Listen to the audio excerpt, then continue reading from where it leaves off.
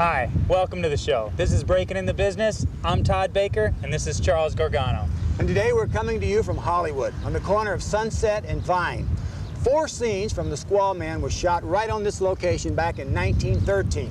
Now, The Squaw Man was directed by Cecil B. DeMille, and it was the first full-length motion picture ever made in Hollywood. The Jesse L. Lasky Play Company rented a barn from a man named Stern for $75 a month. Mr. Stern's barn became the very first Hollywood studio, and Hollywood was born. Now, about a block west of here, we will be visiting the Eric Morris Actors Workshop. Now, Eric has worked with such greats as Jack Nicholson, Melanie Griffith, Arnold Schwarzenegger, and the list goes on and on.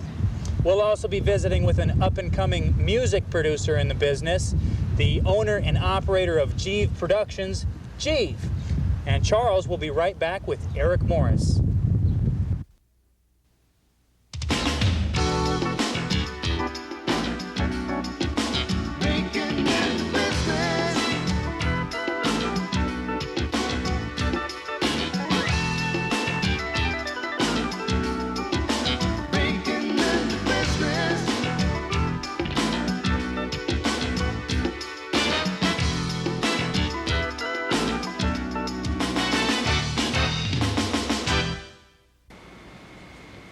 Hi, welcome to the show.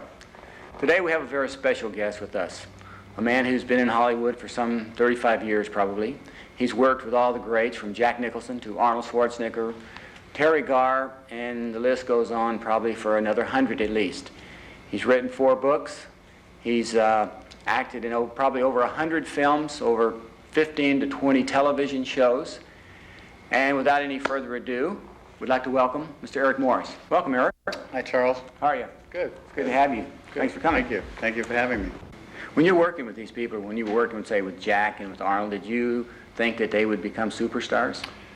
You know, you never know. I mean, Terry Garr came into my class off of a dance show. She was a dancer.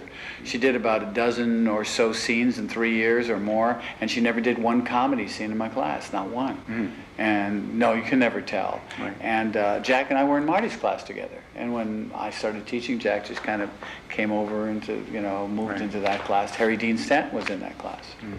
And a number of other people, Dick Bradford, a lot of people. We were kind of like a unit. I mean, we're a cohesive group of people. Mm-hmm. Actors move around. They study with this one, they study with that one.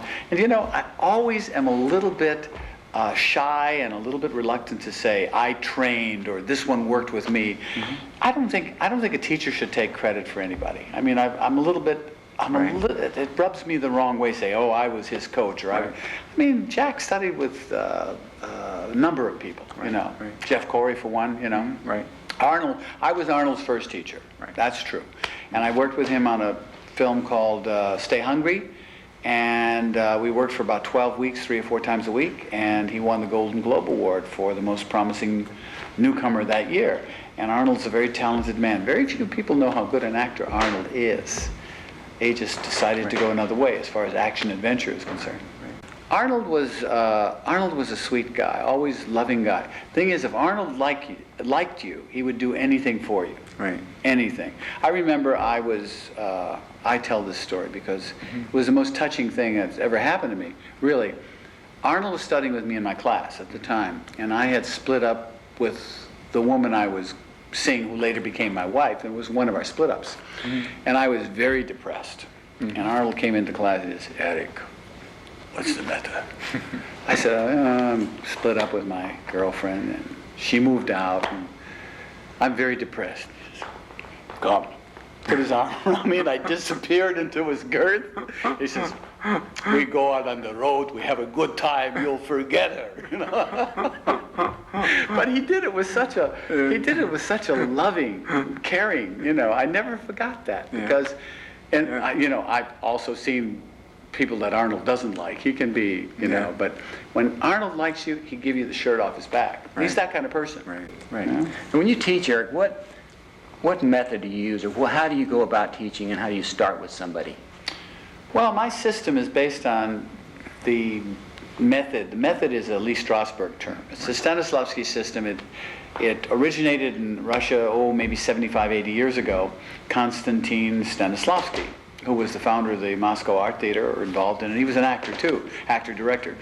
My system is based on that system.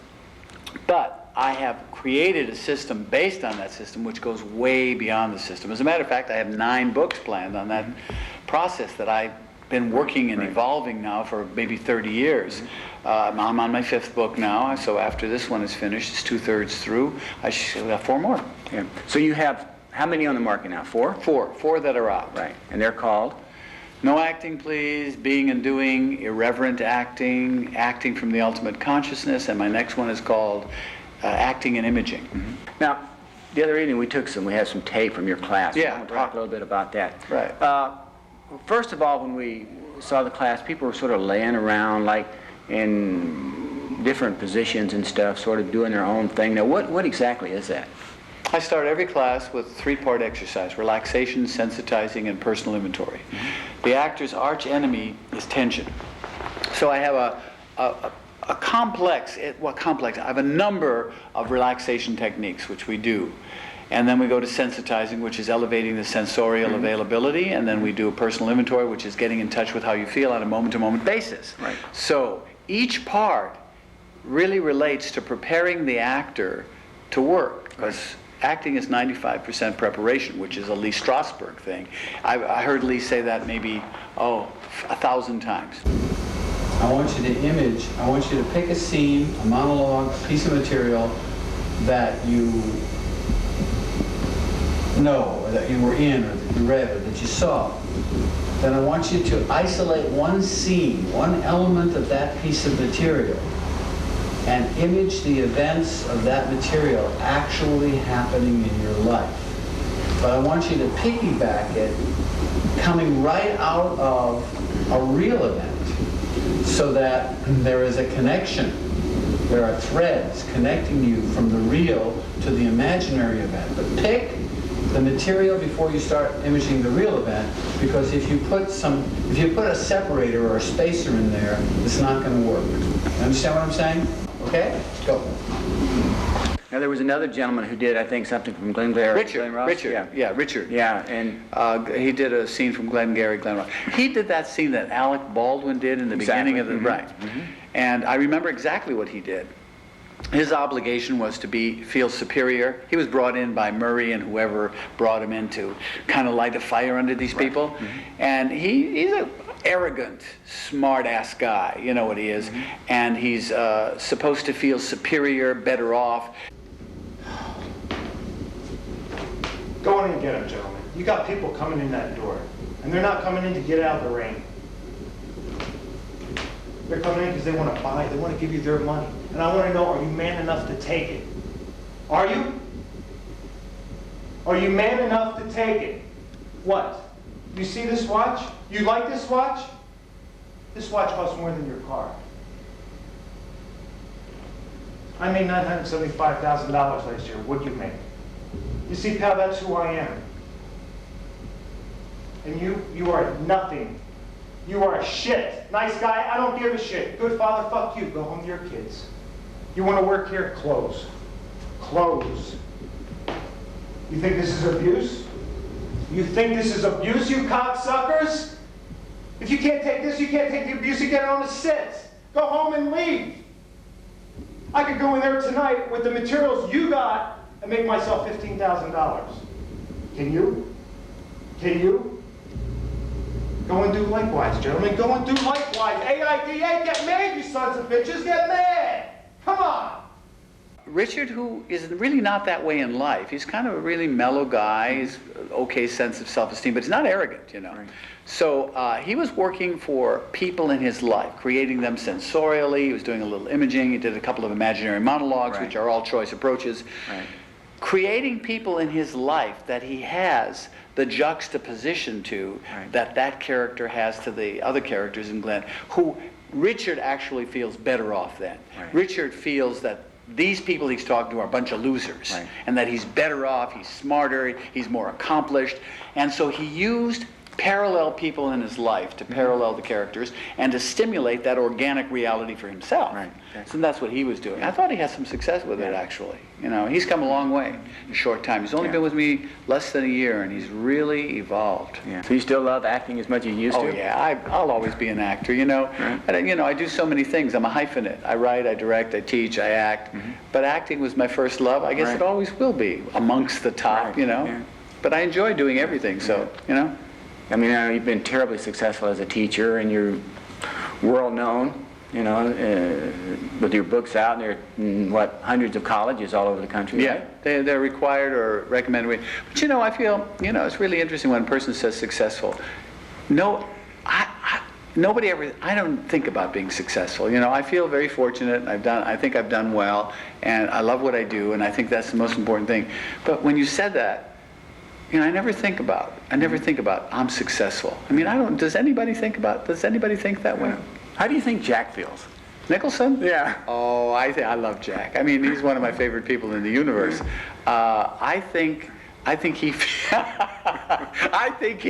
succce's I think he should. That's a good one. I think Jack feels successful. Yeah, I think he should. Yeah. You know, I talked to him on the phone. You just had last a nice week. conversation with him last Saturday, right? It was like, you know, I talked to him yesterday, 16 years ago or 20 years ago. He's the same guy. He's really much more successful and more mature and a lot more money and all of that. But same guy. Jack has not changed. He's the same human being he's always been. I love him. Yeah. You know? Thank you, Eric. Thank you, Charles. Really enjoyed it. I enjoyed it too. Yeah. And we'll be right back.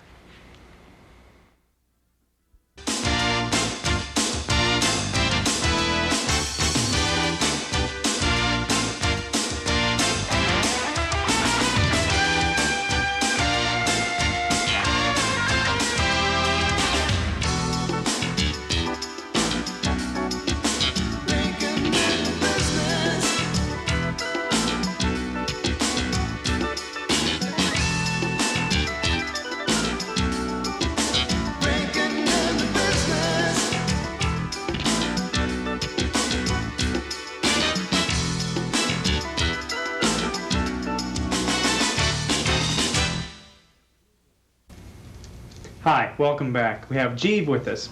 Thanks for having us over, Jeeve. Thank you. This is a lot of fun. We're over at Jeeve's apartment. He's got a studio here, and we took a look at him doing a little bit of work this morning. What right now are you doing? We talked earlier, you're producing some stuff. Exactly what is a producer, and what does that entail? What is a producer? As far as music goes, yeah. Right, music producer. Actually, I'm more of a, yeah, you can call me a producer, but I call myself a composer, arranger, producer, because there are a lot of people that say, yeah, I'm a producer, but it doesn't mean anything. Usually they just end up going to the studio and they sit like that and, could I have that?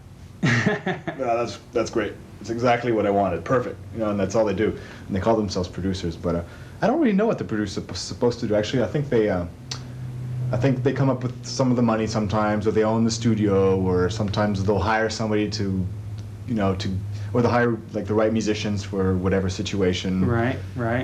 So you produce, you actually work the music right, yourself. I'm actually playing myself too, so I don't know what you could call me. I guess, yeah, composer, arranger, producer, performer. Yeah, how'd you get started in the business?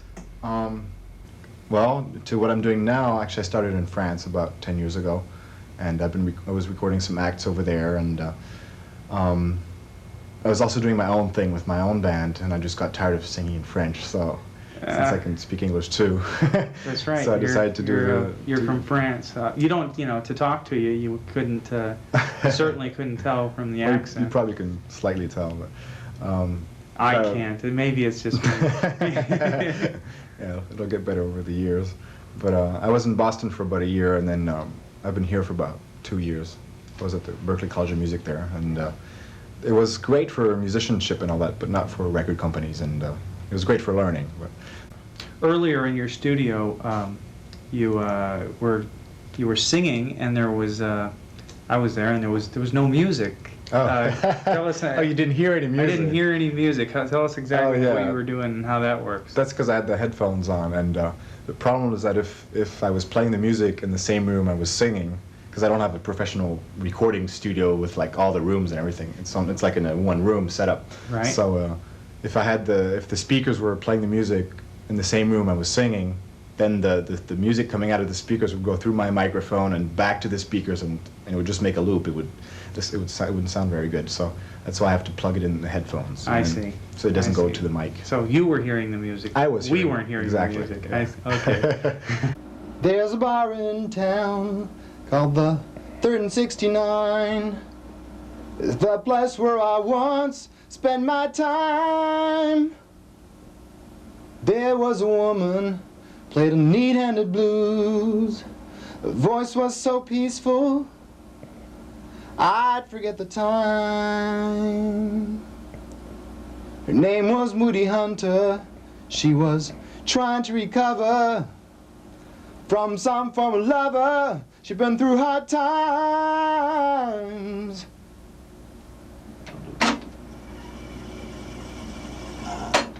Now it's a circus. It's just Right. crazy.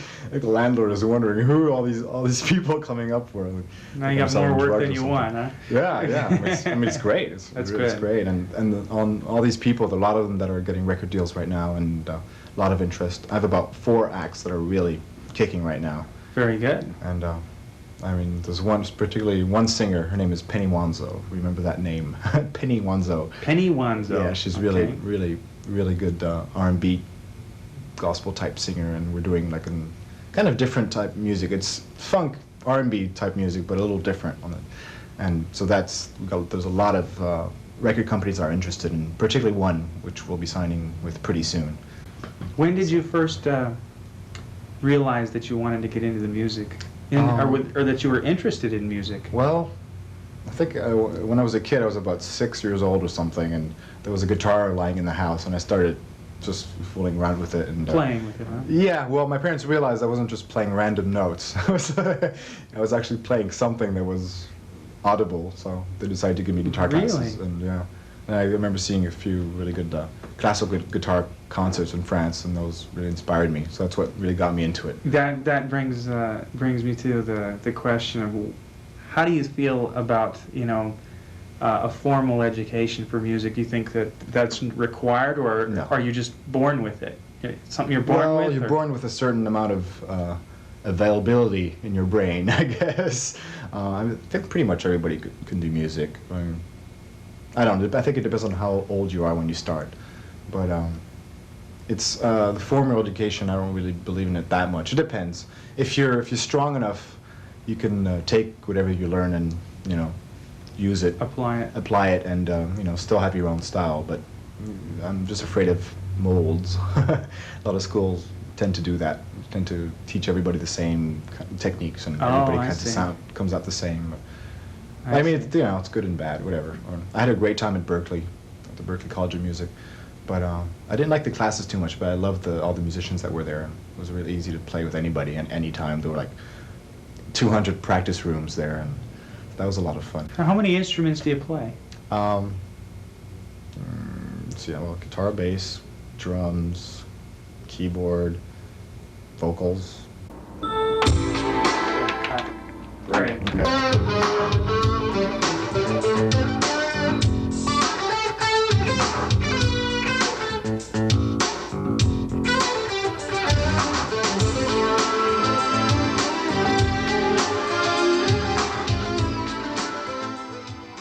Well, thank you very much for having us. We enjoyed talking with you. And, me too. We also want to mention that Jeeve did our music for Breaking in the Business. So if you really like that music, that's Jeeve. We'll be right back.